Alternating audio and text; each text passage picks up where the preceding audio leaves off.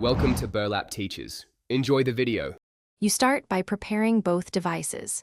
Connect your phone to the car and enable developer options and USB debugging so Android Auto accepts alternate media. Install the modified YouTube client or a trusted casting/bridge app on your phone. These let video stream where stock Android Auto blocks it. Once done, plug a high-quality USB cable or join your car's Wi-Fi and make sure phone screen sleep is disabled. This keeps the stream active while you continue. Now you activate the pass-through so YouTube appears in Android Auto. Open the Bridge app and grant overlay, accessibility, and screen capture permissions. These let it present video through the car display.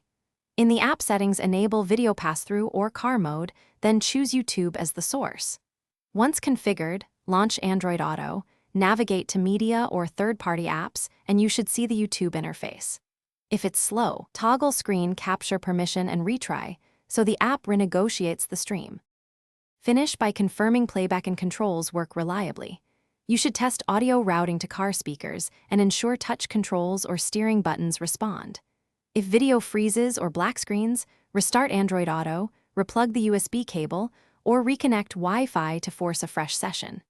Make sure power saving and app background restrictions are off so the Bridge app doesn't get killed.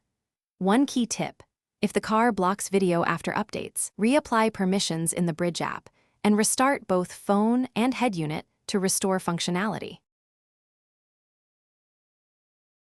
Thanks for watching. Consider subscribing if this video helped you.